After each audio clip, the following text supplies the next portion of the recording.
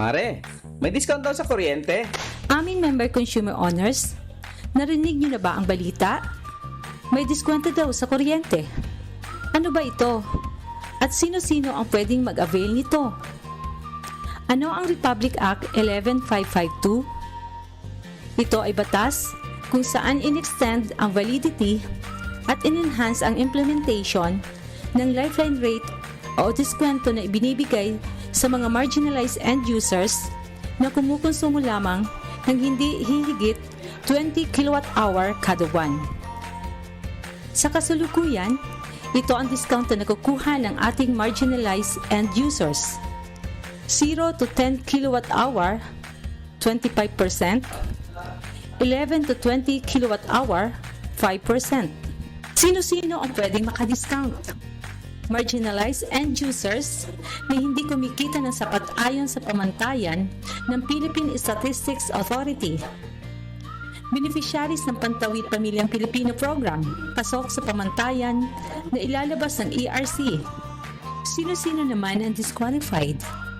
Marginalized end users na nakatira sa private condominiums o subdivision projects.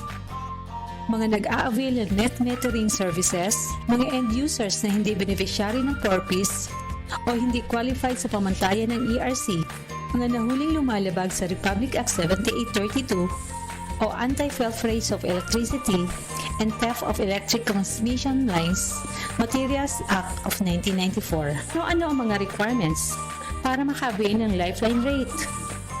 Para sa mga qualified PORPIS beneficiaries, accomplished application form, latest electricity bill, PORPIS ID, government-issued ID. Para naman sa mga qualified marginalized end users, certification mula sa local SWDO na ini-issue na 6 na buwan bago ang application, accomplished application form, latest electricity bill, valid government-issued ID. Gaano katagal ang validity ng lifeline rates? Para sa mga qualified marginalized end users, 3 taon ang validity ng kanilang certification. 2 buwan bago ang expiry ng kanilang certification, kailangan nilang ma-renew ng application para sa lifeline rate. Valid naman ang lifeline rate ng mga qualified PORPIS beneficiaries hanggang sa period na nakalagay sa certified list ng DSWD. Senior Citizen Discount, apply na! Sang-ayon sa Republic Act No. 9994 o Expanded Senior Citizens Act of 2010, nararapat lamang na pagkalooban ng 5% discount sa electric bill ang mga senior citizens na kumukonsumo ng hindi lalagpas sa 100 kWh kada buwan. Taunang inire-renew ang registration ng Senior Citizens Discount, kung kaya't pinapayuhan po na mag-register mula ang mga nakapag-apply na ng kanilang discount noong nakaraang taon.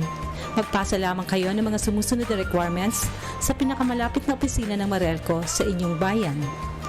Requirements: photocopy ng Senior Citizens ID, photocopy ng sedula, Meralco Statement of Account na nakapangalan sa miyembro ng Senior Citizen. Maraming salamat po.